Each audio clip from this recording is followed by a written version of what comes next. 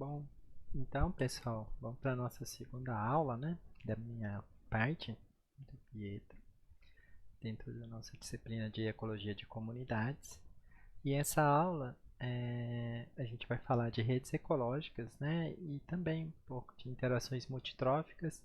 Essa segunda parte eu vou dividir em dois vídeos, né? Porque ficou um pouquinho mais longo. Espero que vocês, então, tenham paciência, porque é um pouquinho mais de coisa que eu achei que era importante mencionar. Então, dando início. Bom, como vocês devem estar cansados de saber, né? As comunidades ecológicas, elas são um conjunto de espécies que ocorrem em um local ao mesmo tempo, conectados pelas suas interações. Essa é uma definição que eu tirei do livro-texto, né, do Hickles. Então, o que fica claro para vocês é que uma comunidade, ela não é composta, né? Ela não é definida apenas pelas espécies que ocorrem num determinado local ou um determinado tempo, mas ela também inclui as interações que essas espécies desempenham dentro dessa comunidade. E aí, eu gosto de pensar, né, em redes de interações, que é o tema dessa aula, como uma das maneiras, né, que você tem de operacionalizar o estudo das interações entre espécies a nível de comunidades. Então, aqui tem alguns exemplos, né, de diagramas de redes de interações. O que você tem são basicamente os círculos representando as espécies, né? E se vocês observarem, tem duas cores, então estão representando dois grupos distintos de espécies que são conectados entre si pelas suas interações, né? Que você tem aí as linhas conectando então esses círculos. E isso daqui seria uma representação do que a gente está chamando de rede de interações. E durante essa aula aqui espero conseguir explicar para vocês o que essas redes de interações são e por que pode ser interessante estudar uma comunidade pensando nela como uma rede.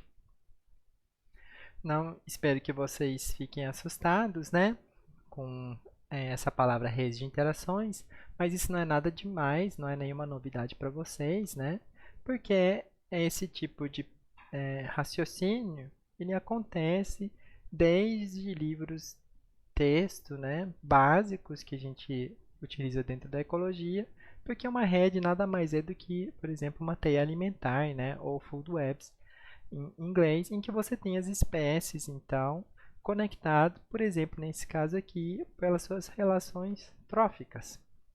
E aí você tem um conjunto de espécies e suas associações dentro de uma comunidade, e elas são representadas por esse tipo de diagrama aqui, que caracteriza então os círculos, eles são chamados nesse tipo de representação de nós ou vértices, e as linhas conectando esses nós são chamadas de arestas ou links, representando as interações entre eles. E aí você tem esse tipo de representação, né, ou que a gente chama de grafo, que é utilizado na abordagem de redes. É interessante notar que essa abordagem de redes, na verdade, ela vem dentro de um ramo da física, né, e da matemática, que estuda esses grafos, a teoria dos grafos, e ele é utilizado em diferentes áreas do conhecimento, não só na ecologia. É bastante utilizado, por exemplo, na medicina, no estudo de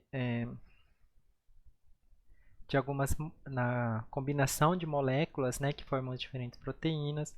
É utilizado muito fortemente na área de sociologia. Muitas das ferramentas que a gente utiliza vêm inclusive das ciências sociais, né? E só para dar um exemplo mais perto de vocês, nesses estudos de sociologia, por exemplo, é utilizado para estudar as redes sociais, que muitos de vocês imaginam que façam parte, e nada mais é do que pessoas, né, sendo conectadas por arestas ou links. Pensando mais num sistema ecológico, uma rede nada mais é do que você pegar um par de espécies, né, que estão interagindo, como nesse exemplo de uma associação mutualística entre um polinizador e uma planta, pega esse par de espécies interagentes, mas você considera isso dentro de um contexto de um sistema mais completo, ou seja, de uma comunidade, e os estudos são feitos nessa escala, considerando todas as espécies, né, que participam das interações. As redes de interações, elas são ditas, né? Ou seja, estudar as interações entre espécies, não numa escala específica, por exemplo, pegando esses exemplos, né, de interações muito especializadas que aparecem em livro-textos, mas não estudar essas interações de pares de espécies específicas, mas estudar isso dentro de um contexto de comunidade, porque qualquer dessas interações que, na verdade, envolvem duas espécies, na verdade, elas acontecem dentro de um contexto, né, de um ambiente biótico, onde existem um número muito maior de espécies que estão também interagindo umas com as outras, inclusive essas espécies aqui sendo mostradas no exemplo. Então, o fato de você estudar essas interações dentro de uma comunidade inteira, ela permite estudar, por exemplo, como uma espécie influencia as outras espécies dentro da comunidade, inclusive num contexto evolutivo. Coevolução é o tema da próxima aula, né, que a gente vai falar, mas, por exemplo, se vocês pegam uma seção de um dos trabalhos que são considerados muito influentes, né, no estudo de redes ecológicas na ecologia, ele coloca que as redes eles ilustram a importância de utilizar as redes de interações para estudar sistemas ou comunidade de espécies que interagem da seguinte maneira. Qualquer força seletiva recíproca que atua entre um par de espécies, ela vai acontecer dentro de uma topologia ou uma arquitetura de uma rede de interação, porque as espécies não são isoladas, né? Elas desempenham interações com várias outras espécies dentro da comunidade. Nesse sentido, essa topologia, né, ou a arquitetura dessa rede de interação, ela muito provavelmente, ou na verdade aqui mais forte, né, com certeza ela restringe e modula como o processo de coevolução, ou seja, como uma espécie influencia umas às outras, ou o caminho que essas influências podem seguir dentro de uma rede de interação, e estudar essas redes considerando um sistema, né, como um sistema único, e podendo observar os caminhos em que uma espécie interfere uma nas outras, ela vai, por exemplo, permitir que a gente comece a explorar as implicações na dinâmica desse sistema. Não é mais uma representação apenas estática, porque se você caracteriza dentro de um sistema ou dentro de uma comunidade todos os possíveis caminhos que as espécies podem afetar umas às outras, você começa, por exemplo, a ser possível fazer algumas simulações utilizando computadores e ver como a potencial mudança numa dessas espécies que compõem a comunidade pode afetar todas as outras espécies através dos caminhos que essas influências podem tomar.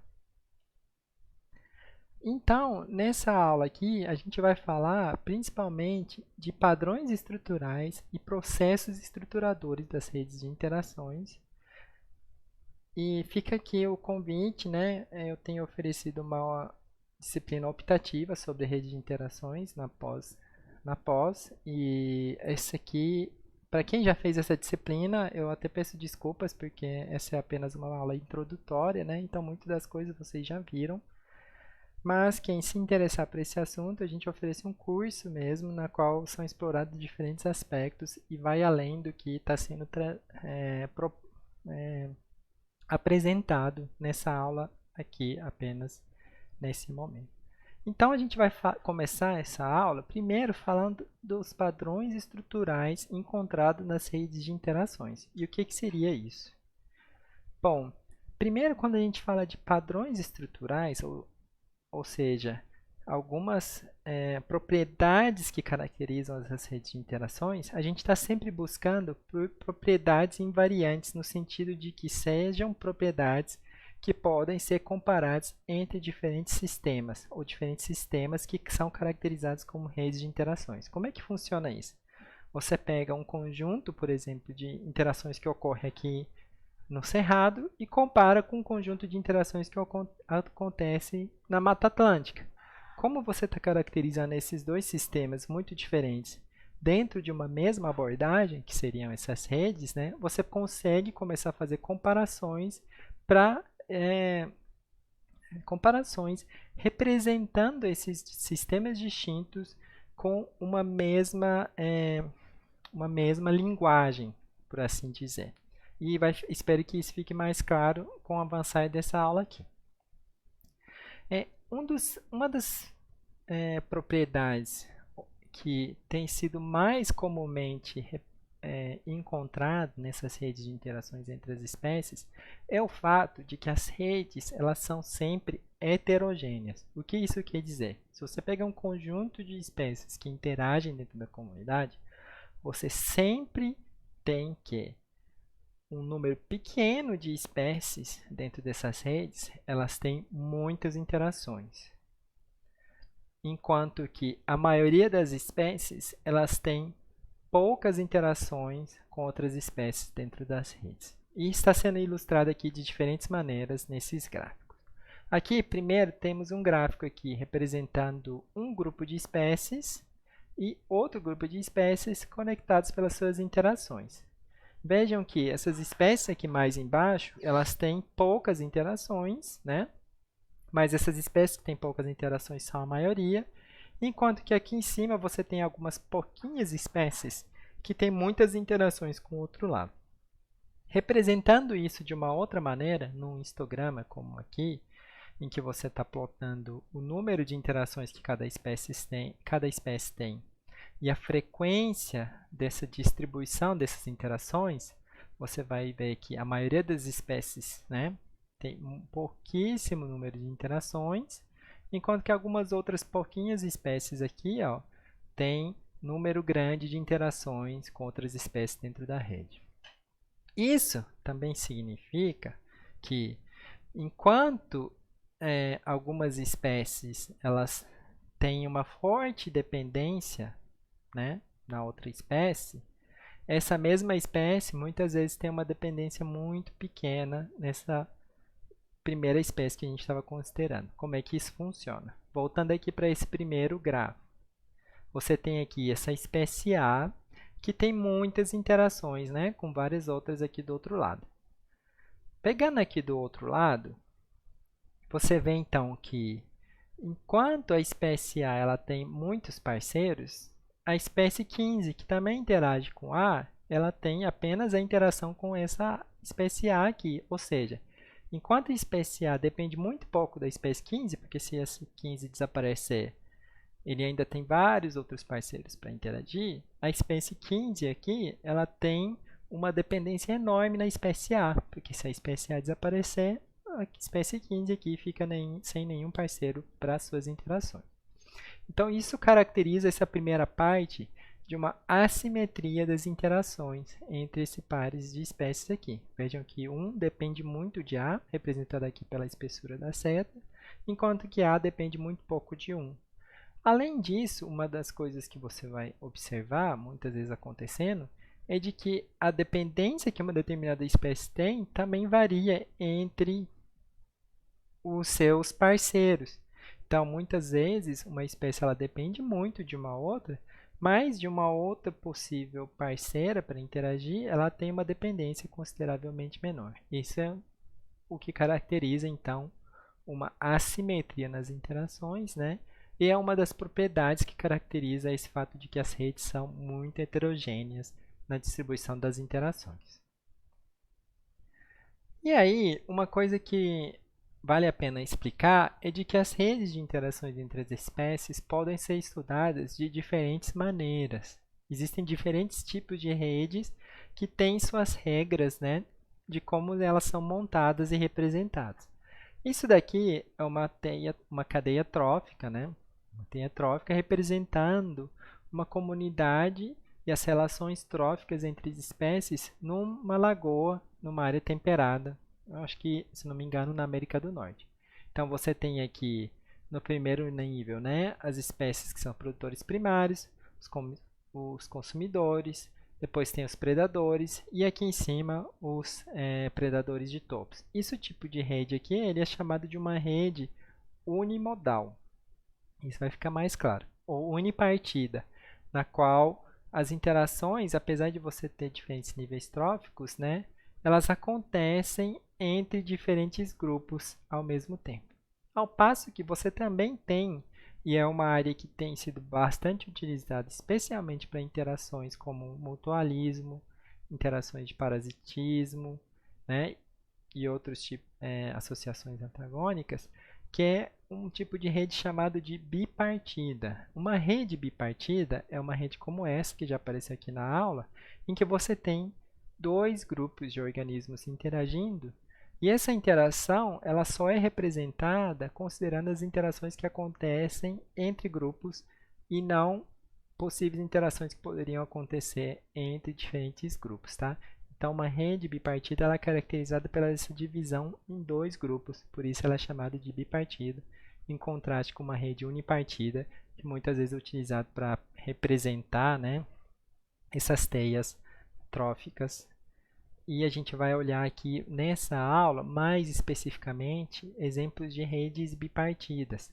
Só que no livro que está sendo adotado, né, que foi adotado para essa disciplina, também tem uma descrição muito legal sobre esse outro tipo de rede aqui, de redes tróficas, e seria importante que vocês lessem, né, esse capítulo antes da aula de sexta, para que a gente pudesse conversar e tirar também possíveis dúvidas. Mas vamos lá. A gente vai falar mais de redes bipartidas, né, que é o que tem sido bastante utilizado, inclusive aqui pelas linhas de pesquisas, né, encontradas no programa. E uma rede bipartida, ela então é caracterizada como um gráfico desse jeito aqui, né, que você tem os dois grupos de cada um dos lados.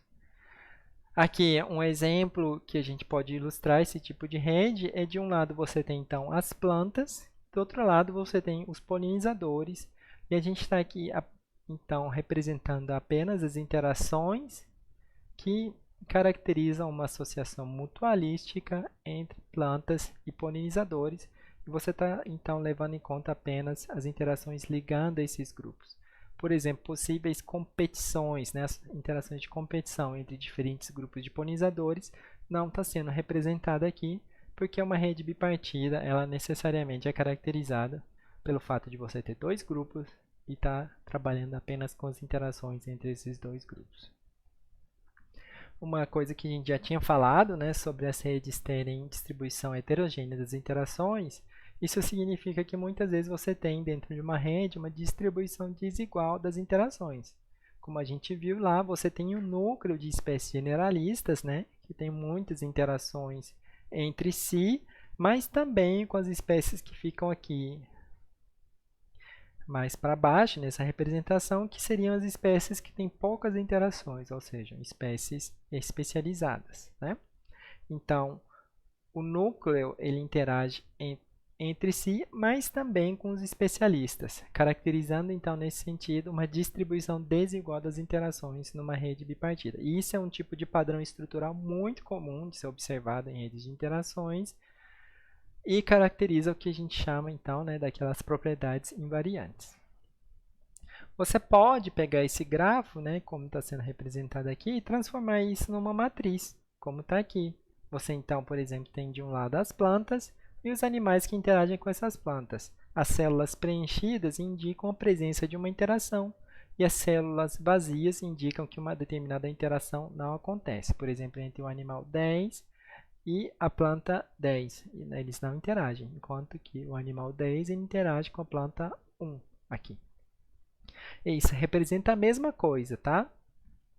Mas, nesse tipo de matriz, talvez fica mais fácil observar o tipo de informação que está sendo contido dentro dessa rede de interação. Esse tipo de rede que representa apenas a presença ou ausência de interações, ela é chamada de rede binária. Ou seja, ela é representada apenas por zeros e 1. Mas, hoje em dia, as redes elas podem ser calibradas levando em conta alguma medida, né, que indicam a força de cada uma das interações, porque nem todas as interações que acontecem elas têm a mesma importância ou a mesma força. E assim, por exemplo, nessa mesma rede bipartida, em que você tem aqui as linhas ligando as diferentes espécies com espessuras diferentes, mostrando uma medida de quantidade dessas interações, ou a força que ligam essas diferentes espécies. E esse tipo de rede ela é chamada de uma rede ponderada ou uma rede quantitativa. Então aqui você tem, além da presença e ausência de interações, um layer a mais, né, trazendo uma informação a mais para caracterizar essas redes. Bom, voltando aqui, né, nessa questão de que, há uma distribuição desigual das interações, caracterizando um núcleo e as espécies que são periféricas, que são chamadas de especialistas, você tem que uma das estruturas mais comumente observadas em redes de interações é uma coisa que é chamada de aninhamento, no inglês nestedness. Porque para que você haja, então, um conjunto de espécies que tem muitas interações, mas a maioria das espécies um número menor de interações do que observado nesse núcleo grande, você tem muitas vezes uma estrutura como essa, de que as interações encontradas nas espécies subsequentemente mais especializadas, elas são um subconjunto do que já apareceu naquelas espécies mais generalistas. Então, o aninhamento ele caracteriza esse subconjunto ordenado de interações dentro das redes. Ou seja, as interações de espécies especializadas, elas são subconjunto das interações observadas em espécies mais generalizadas. E isso é uma das propriedades que tem sido bastante observado, né, em redes de interações e tem consequências. Por exemplo, essa estrutura aninhada implica que as espécies que compõem aqui o core, né, esse núcleo de espécies bastante generalizadas, costumam ter uma importância muito grande em determinar como as interações vão afetar as outras espécies dentro de uma comunidade, por exemplo. E esse tipo de formação, né, aninhada das redes de interações tem sido descrito para diferentes sistemas, inclusive para sistemas mutualistas, né, de interações entre plantas e animais. E você tem uma coisa assim, basicamente. Aqui, é óbvio que num sistema de mundo real, né, você não tem um alinhamento perfeito, como é mostrado naqueles diagramas teóricos, mas você vê, por exemplo, nessa matriz de interações entre plantas e animais, que aqui você tem um conjunto de espécies que compõem esse core de espécies mais generalistas, né, que são espécies que têm mais parceiros para interagir, enquanto que aqui nesse canto aqui você vai ter outras espécies que têm pouquíssimas interações e muitas vezes essas interações vão acontecer com espécies que estão aqui no extremo mais generalista, aqui das plantas, né, e aqui os animais. Isso significa que as interações são extremamente assimétricas, né, como a gente falou lá no começo, e elas tendem a ser organizadas em torno desse núcleo aqui de espécies bastante generalistas que compõem o core dessa rede aninhada. Um outro padrão estrutural que é bastante comum, né, e tem sido caracterizado para diferentes redes ecológicas é o que a gente chama de modularidade, ou a formação desses módulos, ou são esses compartimentozinhos, né, nas redes de interações que representariam, né, algumas afinidades nas interações entre as espécies, indicando potencialmente a existência de parceiros preferenciais nas interações. Isso é muito fácil de observar, né? Inclusive você pegando nessa sala, em que você vai ter pessoas que são mais próximas suas, né? Em que vocês têm maior afinidade, que compõem a rede maior, né? Que seria a turma como um todo. Para diferentes sistemas, a existência dessa formação de módulos já foi também descrito, né? Pegando aqui, por exemplo, as interações entre polinizadores e plantas. Gente, não liga não, tá? Mas é porque eu trabalho mais com esse assunto de polinizadores e mutualismos. Então, os meus exemplos tendem sempre a ficar mais nesses sistemas, mas as coisas que estão sendo ditas aqui também foram descritas para outros tipos de interações, né, que acontecem dentro das comunidades. A formação, então, de módulos, né? Aqui de novo uma matriz representando as plantas e os animais, indicando aqui que formam esses bloquinhos, né? Que seriam os módulos dentro das redes de interação. Esses bloquinhos, no caso, por exemplo, da polinização, eles refletem algumas adaptações específicas, né, entre plantas e seus polinizadores, que indicariam, inclusive, né, alguns organizações, ou tem uma palavra para isso, mas seriam unidades coevolutivas, como é colocado dentro desse artigo, onde as espécies tenderiam a influenciar umas às outras mais fortemente, né, do que seria esperado entre as diferentes espécies na rede como um todo, porque são espécies que interagem mais frequentemente. Assim, dentro desses blocos, existe uma pressão seletiva recíproca mais forte entre os organismos que compõem esse bloco do que duas espécies que estão em blocos diferentes, tá? Formando esses módulos. E o que formariam esses módulos? Aqui, só fazendo uma merchan, né, como o pessoal costuma falar, é um trabalho que eu fiz mesmo, mas eu gosto de usar ele como exemplo porque eu penso que ele ilustra bem, né, o que são os processos que levam à formação de módulos. Bom, então aqui nesse trabalho está sendo consideradas as interações entre beija-flores, que estão aqui nas colunas, né? Cada uma dessas colunas representa os beija-flores, e cada uma das linhas representam as plantas que eles estão atuando como potenciais polinizadores. Aqui só para ilustrar esses diferentes espécies de beija-flores, né? E aqui a gente está mostrando uma matriz de modularidade em que não tem uma informação apenas de que as interações ocorrem ou não, ela é quantitativa, ou seja, quanto mais escura o preenchimento dessa célula, mais as interações são mais frequentes, em comparação, por exemplo, com esses preenchimentos em cores mais claras, né, onde a interação acontece, mas ela acontece de maneira menos frequente. E aí a gente detectou nessa rede de interação que existiam 4 módulos distintos, ligando subconjunto de beija-flores e plantas, e fomos investigar o que caracteriza a formação desses módulos. A primeira grande divisão que acontece, e esse trabalho foi feito numa área de cerrado, né, em que você tem então um misto de ambientes florestais e ambientes savânicos.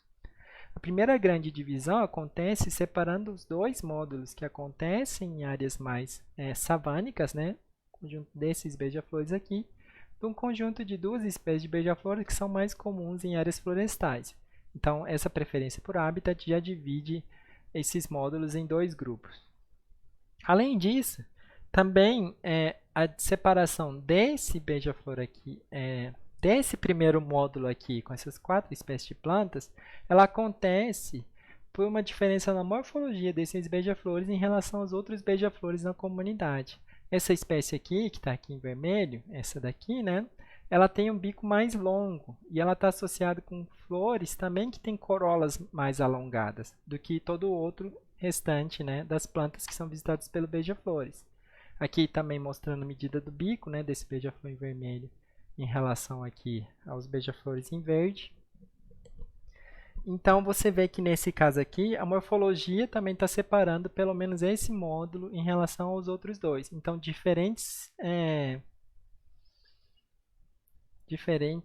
processos, né, que no caso seria acoplamento morfológico e a preferência de habitat das espécies, atuam para possivelmente levar essa divisão de módulos, né, nas interações entre plantas e beija-flores nesse ambiente aqui. E por que essa formação de módulos, né, que a gente está tratando agora, ela poderia ser, por exemplo, importante quando a gente pensa em implicações na dinâmica de como essas comunidades vão funcionar. Tem um trabalho que foi feito empregando, né, simulações computacionais, mas que pode ser traduzida essa importância para o seu mundo real, que eles simularam potenciais extinções de espécies dentro das redes de interações e a consequência disso na propagação de extinções secundárias, né, nas redes, numa rede que ela é mais modular e em redes simuladas que variam no seu nível de modularidade. E os autores hipotetizaram o seguinte: se a modularidade ela tem um efeito positivo e impedir que uma perturbação, nesse caso representado pela perda de uma espécie aqui, né, se alastre, então ela tenderia a fazer com que essas extinções secundárias, a partir da primeira extinção simulada aqui, ficassem contidas dentro do seu próprio módulo. Então aqui as espécies que estão coloridas são as extinções secundárias que vão acontecer nas simulações. Se esse efeito de compartimentalização, de conter uma possível perturbação, ela não existe, né? As extinções secundárias a partir do primeiro, né, que está aqui em branco, ela se espalha de maneira mais ou menos igual entre os diferentes compartimentos. E o que os autores mostraram nas suas simulações é de que quanto maior a modularidade, aqui no eixo X, mais é o número relativo de extinções que tendem a acontecer dentro do seu módulo, sem se alastrar para outros compartimentos, outros módulos na rede mais ampla. Ou seja, esse tipo de formação de compartimentos, de módulos, elas tendem a diminuir a velocidade de contágio dentro de um sistema. Isso tem implicações, inclusive, né, se você pegar, por exemplo, na associação entre hospedeiros e parasitas ou na propagação de doenças, e mostra então que, por exemplo, uma propriedade invariante, que é muito comum nas redes de interações, como a modularidade, ela tem importâncias reais, né, de como esse sistema vai se comportar, e ilustra bem os possíveis caminhos que você pode tomar ao caracterizar, né, e estudar o sistema de espécies interagindo como uma rede de interação. Bom, então essa é a primeira parte que eu quis falar para vocês de alguns padrões estruturais comumente reportados para as redes de interações, né? E na segunda parte a gente vai falar de processos estruturadores, mas aí eu vou fazer essa pausa aqui e na segunda parte da aula a gente volta para falar e finalizar com possíveis processos estruturadores que levam aos padrões que a gente viu aí, ou seja, a gente viu primeiro como as interações são organizadas e agora a gente vai tentar ver o que determina, né, como as interações são organizadas.